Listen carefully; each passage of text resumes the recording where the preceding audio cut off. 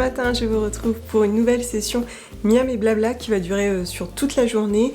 Bon, ce matin, rien de dingue, j'ai mangé un petit peu comme d'habitude. D'ailleurs, comme souvent, à mi-chemin, je mange un fruit cru parce que c'est plus digeste, c'est plus facile entre les repas. Et pour peu que ce jour-là, j'ai mangé les fameuses, vous savez, les cracottes là, de grillons d'or ou du pain des fleurs constitué majoritairement d'air, souvent vers 11h, 11h moins le quart, j'ai faim.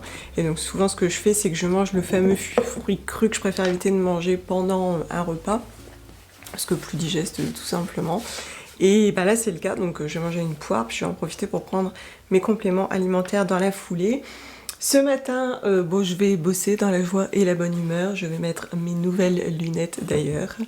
Ça y est, Mamie a augmenté sa correction. Ça fait plaisir. Oh, elles sont déjà super sales, c'est pas possible. Alors à la base, je voulais reprendre des formes comme avant, hein, le même genre, un petit peu pin-up.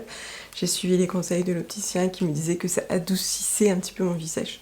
Bon, je devais avoir l'air un petit peu dur, un petit peu sévère, je sais pas. En tout cas, ça fait jamais très plaisir hein, de voir que tu gagnes en correction.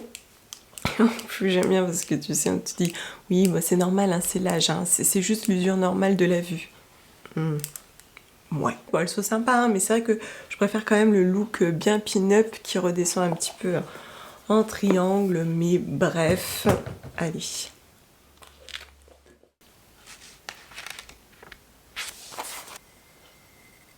Bon, du coup, on en profite ce matin, je vous emmène faire des petites courses et une fois n'est pas coutume, je pense que je vais aller chez Super U dont vous me parlez très souvent. Il y en a un qui a ouvert pas loin, je vous emmène.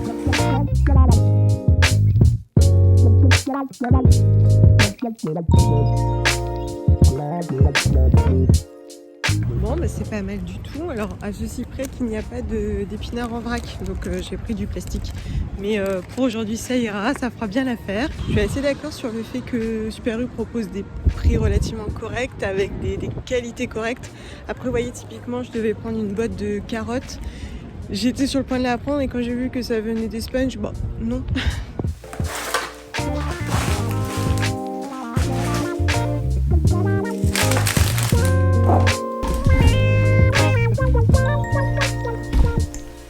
C'est mieux. J'ai fait juste un petit panier de courses pour une quarantaine d'euros. J'ai pris des choses dont j'avais besoin et puis j'avais envie surtout de voir l'offre, donc je me suis un petit peu baladée. Dans le frais, j'ai pris du fromage pour mon mari, un truc qu'il aime. Donc je me suis laissée tenter par ces émincés en 4 coups durs, c'est tellement bien. Alors d'habitude c'est pas cette marque-ci que je prends, mais c'est équivalent en fait, c'est du soja avec un petit peu d'épices. Qu'est-ce qu'il y a? Eau, concentré de protéines de soja, huile d'olive, sel, arôme, dextrose, épices, vitamine 12. Et voilà, j'aime bien faire ça poêler quand je sais pas quoi manger, ou bien quand mon mari et mon fils veulent manger un truc carné, ou bien je sais pas, là par exemple si bientôt il va y avoir les barbecues et il y a plein de moments où bah il n'y a rien pour moi, je fais des légumes mais voilà il me manque un petit truc à côté. Alors je vais faire griller ça, je vais le faire revenir, voilà moi, je suis super contente et tout le monde y trouve son compte et ça me va très bien. Côté légumes, donc je vous disais, j'ai pris des épinards emballés dans du plastique à défaut. J'ai toujours, en fait depuis que ça s'est un petit peu emballé au niveau de mes soucis digestifs et de mon anémie, j'ai toujours à la maison des épinards, des légumes verts, des lentilles vertes. Je consomme vraiment beaucoup de fer dans mon quotidien, je fais encore plus attention. Je mange aussi des oléagineux, j'ai un petit peu de poudre d'ortie que je mets un peu comme ça sur mes salades, je bois un petit peu d'infusion d'hibiscus. Voilà, la moindre source de fer est précieuse pour moi. D'ailleurs, vous l'avez probablement vu ce matin, je sais plus, je prends de la spiruline pour également me booster au niveau de mon fer parce que là je ne tolère plus du tout les compléments alimentaires fournis par la pharmacie. Et la gastro-entérologue me disait que c'est tout à fait normal parce que quand on souffre du syndrome de l'intestin irritable, souvent on ne tolère pas bien de le faire sous cette forme. Donc c'est pour ça en fait que j'y réagis. Sauf que moi je l'ignorais totalement. Toujours est-il que ça commence à aller mieux, ça y est, j'ai l'impression qu'il y a un vrai mieux, mais il faut continuer d'avoir une alimentation équilibrée bien entendu. Et pour compenser le petit décalage de fer qui persiste, je prends de la spiruline, donc je prends celle-ci de la marque d'Inveo qui m'avait contacté pour les tester. C'est vrai que depuis quelques temps je fais vraiment attention à consommer des compléments vraiment sains, tracés, biologiques le maximum, le plus possible et de très bonne qualité. Ça c'est une spiruline naturelle tracée, j'ai regardé toute la fiche, j'ai regardé du début à la fin. Alors moi j'en consomme pas 4 à 6 préconisés par jour, moi j'en consomme 1 à 2 par jour pour le moment. Hop. Et ça me va nickel, c'est bien plus digeste et acceptable par mon organisme. Donc ça me permet d'avoir le petit supplément qui me manque. La spiruline me permet aussi de me booster et de me tenir en bonne santé. Et lorsqu'ils m'ont proposé donc de tester autre chose, j'ai voulu tenter ceci parce que même si ça va mieux, j'ai encore un tout petit coup de fatigue le temps que tout se reconstruise, que mes intestins aillent mieux, que je retrouve mon énergie. Donc bien sûr ça arrive en complément de tout le reste, c'est sûr, de courir, de sortir. Et souvent le médecin me dit dans votre malheur vous avez la chance d'être un sujet sain qui prend soin de lui. Et effectivement, si vous fumez pas, vous buvez pas, vous êtes dynamique, vous faites du sport, et ça change beaucoup de choses à l'histoire. Et c'est vrai que des fois tu te dis bon, t'as envie d'accuser le coup en disant oh là là mais j'ai une bonne hygiène de vie et c'est moi qui suis malade, mais en même temps le médecin me disait vous le prenez bien, vous l'absorbez bien parce que vous avez cette hygiène de vie et que vous prenez soin de votre organisme, ça fait plaisir.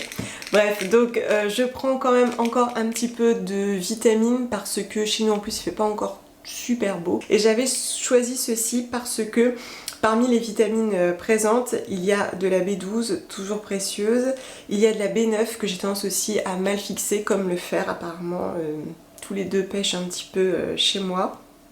Et puis il y a du zinc, du sélénium et de la vitamine D. Alors bien sûr il y a d'autres choses mais ça fait partie un peu des points que je regarde en premier dans une composition. Et alors d'ailleurs j'étais surprise parce que en fait donc je l'ouvre la première fois et je découvre la gélule et j'étais surprise par sa couleur. Ce qui est en fait tout à fait cohérent parce que la base première de ce complément alimentaire est de la poudre d'açaï. Du coup sa couleur est tout à fait justifiée, je pense que ce n'est que plus gage de qualité et de transparence. Bref, je reviens à mes moutons. J'ai pris du céleri, je sais plus si je vous l'ai dit, de toute façon c'est un petit peu flagrant. J'ai pris des champignons, alors j'avais pas pris mes sacs à vrac parce qu'il y a encore des enseignes des fois qui nous embêtent. Et de ce que j'ai vu chez Super U, il n'y a pas de souci si on vient avec les siens. Et lorsque j'ai un doute, ce que je fais c'est que j'en prends la première fois et je reviens avec, comme ça en général ils font pas trop, ils vous embêtent pas trop. Donc ce sont des champignons roses. Ah j'ai pris ça. Alors ma mère me tanne avec ça depuis un petit moment, elle dit goûte, goûte, goûte. Et c'est vrai que je n'en ai jamais mangé, c'est une ou un chayote. Donc c'est français. Et ma mère elle m'a dit en plus c'est plein de vertus pour la santé, tu vas voir, il faut que tu goûtes absolument. D'ailleurs ma mère a essayé de le faire germer, elle a réussi, enfin bref, elle est à fond. Donc j'ai pris juste une pièce pour tester, je sais même pas comment ça se cuisine, je ne sais pas du tout quelle est sa saveur, je crois quand même que ça a une saveur assez neutre. Mais je suis assez curieuse de goûter, je sais pas si vous connaissez, mais ma mère m'en a tellement parlé, je me suis dit je vais me laisser tenter. Donc j'en ai pris un, j'ai pris des kiwis français, donc à l'unité, des poires, des oranges, des bananes évidemment. Et ma foi, bah, avec ça, ça devrait être déjà pas mal. Bon, sinon, après avoir fini mon ménage, j'ai quand même un petit peu de rangement et de vaisselle aussi qui m'attend sagement. Je vais me lancer dans des lasagnes sans gluten. Je vous avais dit que j'avais acheté... vous êtes dans le pied. Que j'avais acheté sur la fourche des lasagnes constituées majoritairement de lentilles vertes que j'avais bien aimé. J'ai testé la tenue, elle est nickel parce que dans le sans gluten c'est souvent ce qui pêche, hein. C'est la tenue, alors le goût, la tenue aussi. Mais bon, la tenue dans les lasagnes souvent ça peut arriver, ou dans les pâtes classiques. Et celles-ci elles sont vraiment chouettes, j'ai bien aimé, donc je vais retenter ça aujourd'hui. D'habitude quand je fais des lasagnes j'utilise des lentilles vertes, mais là ça va commencer à faire beaucoup, même s'il me faut du fer à un moment donné, bon, tu ne peux pas manger que des lentilles. Donc je vais récupérer de la purée que j'avais faite hier de courge et patates douces. Donc je fais très souvent ça. Autant je fais pas de batch cooking, autant quand je fais une purée, une soupe, j'en fais toujours plus pour l'utiliser dans un autre plat. Ou alors je la fais en purée puis en soupe, etc. Enfin bon bref, je vous avais déjà raconté tout ça. Donc j'avais gardé un petit peu parce que c'est ce qui va me servir de produit humide pour bien cuire mes plaques à lasagne. Je ne fais Jamais de béchamel. En fait, les versions végétales, je les apprécie pas trop, donc je n'en fais pas.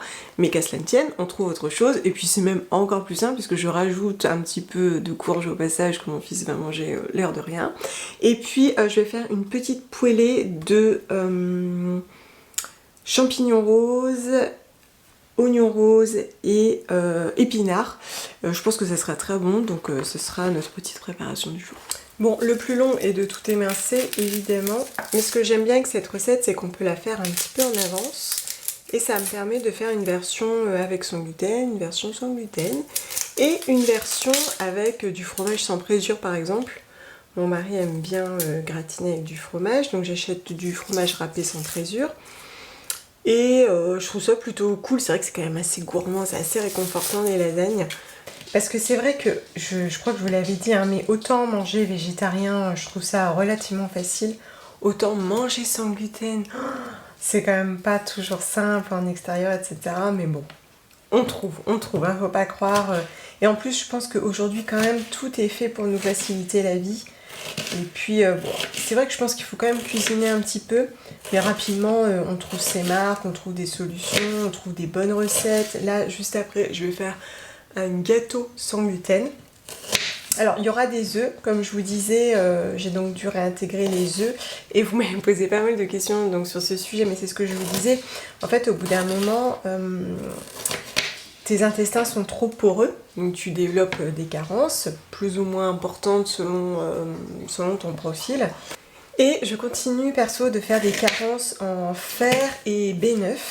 Alors fer, ça a toujours été, puisque du moment où j'ai eu mes règles, j'étais souvent anémiée. Donc finalement, on pense que c'était mon terrain de base et que malheureusement, ça l'a juste affirmé. Génial. Donc c'est tout, on fait avec. Et alors vous voyez, pour la petite histoire, lorsqu'on a commencé à me dire il va falloir changer d'alimentation, etc., j'étais un petit peu dans l'émotion, un petit peu perdue. Les premières personnes que j'ai vues n'étaient pas très humaines, j'ai trouvé de manière générale. Et puis je suis tombée sur ma sage-femme qui est ma gynéco, celle qui me suit. Et c'est vraiment elle qui a été la plus pédagogue, qui a trouvé les bons mots. Et c'est elle qui me disait, vous savez là c'est tout, visiblement votre organisme il souffre un peu, il peine un peu du fait des pathologies digestives, on le voit bien. Et elle me disait, ce qui est important, c'est de prendre soin de vous. On se bat pour prendre soin de vous. Elle dit, je comprends votre démarche. Elle dit, moi-même, je suis végétarienne. Et elle dit, ça me semble tout à fait noble, évidemment. Mais elle dit, qu'est-ce que vous pourrez faire si vous-même, vous n'arrivez pas à tenir bon, à vous garder en bonne santé? Votre principale mission, c'est prendre soin de vous. Et ça va passer par remanger des œufs et pas mal. Mais qu'est-ce que c'est par rapport à tout ce que vous pouvez apporter à côté et faire dans le quotidien? Et j'avais trouvé que ces mots avaient plein de force, en tout cas ils ont vraiment résonné en moi parce que le soir même j'allais acheter des œufs. Et voilà, aujourd'hui je dois en manger au moins un par jour, voilà, c'est pas forcément simple, mais on retrouve des bonnes habitudes. Et puis je pense qu'en dépit de nos convictions et de nos valeurs, on peut tout à fait être aligné avec ça. Et je pense notamment aux personnes qui me disent oh, j'ai un peu un cas de conscience, j'ai du mal à me positionner. Mais je pense que c'est surtout une question de reconnaissance et de conscience. Ces œufs, donc moi j'ai un petit peu quand même fouillé pour essayer de trouver des œufs un minimum éthiques, locaux, etc. Et quand j'ai eu trouvé, à chaque fois que je les mangeais avec une certaine gratitude. Je remercie aussi la vie de pouvoir accéder à tout ça et tous ceux qui ont contribué à me permettre de pouvoir manger et me retaper, permettre à mon organisme de se régénérer. Eh ben on est pas mal, j'ai la blinde de champignons, mais ça réduit. Mon oignon émincé, je vais bien le faire fondre à la poêle et mes épinards que je mettrai à la fin. On les laisse bien fondre avant d'ajouter les champignons et les épinards.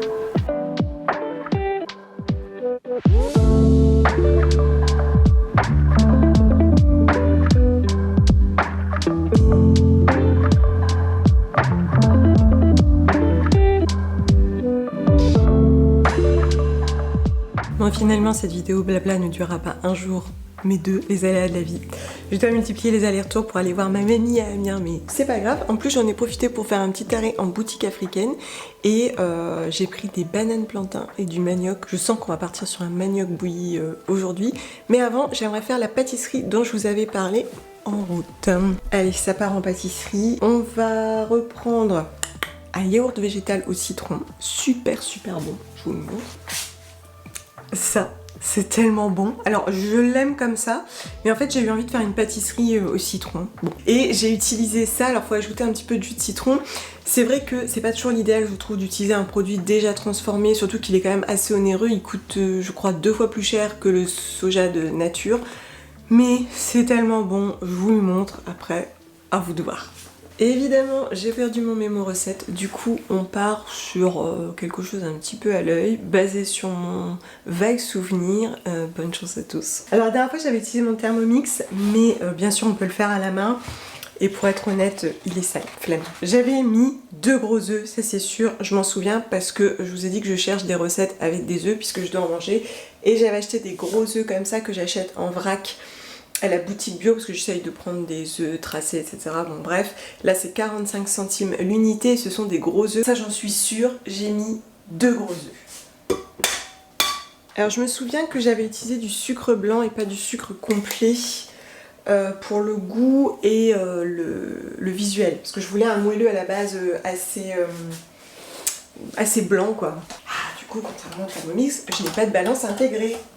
J'aime le Thermomix. Je vais les battre avec 50 g de sucre, mais je me souviens m'être dit que ça me manquait de 10 g de sucre. Je vais garder cette même recette parce que l'idée c'est de faire un petit glaçage. Donc j'aime bien faire une recette un petit peu plus pauvre en sucre pour compenser le glaçage qui lui va être un petit peu costaud. Parfait. Et j'avais ajouté 150 g de yaourt, cette petite douceur. On gagne un temps précieux, c'est génial. On ajoute le jus d'un demi-citron. Et c'est là que ça se corse parce que dans mon souvenir, je me souviens avoir mis une majorité de poudre d'amande, ensuite farine de riz et enfin fécule. Espérons que mon instinct va me dicter les bonnes quantités. Comme je voulais faire un moelleux à l'amande citron, je pense que j'avais mis une grande majorité de poudre d'amande. Cette vidéo, c'est vraiment n'importe quoi. Donc j'ai mis 70 g là de poudre d'amande, 50 g de farine de riz et je vais terminer avec 30 g de fécule. Ok. Et 2 cuillères à café rases de levure. Franchement, ça y ressemble. Je lance le préchauffage et puis je croise encore très fort les doigts. On part sur 30 minutes de cuisson à 170 degrés. Pendant ce temps, on va faire bouillir du manioc parce que en allant à Amiens, je suis passée par la boutique africaine, donc il y avait des gambos, tout ça, mais bon, je me suis pas enflammée.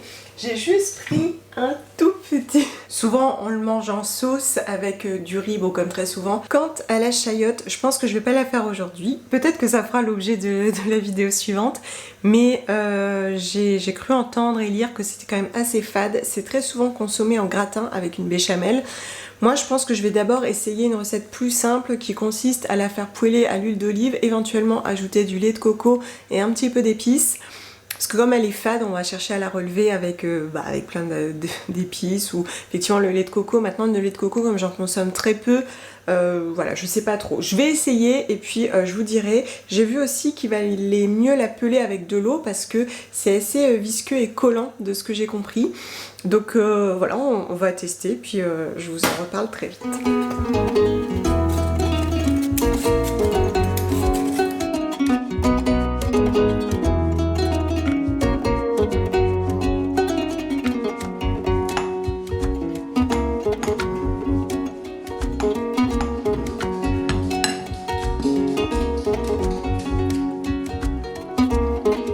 Eh bien, contre toute attente, c'est franchement pas mal. Je pense que c'est la recette que j'avais faite il y a quelques jours parce que en saveur, en texture, même en visuel, c'est exactement pareil. C'est très bon.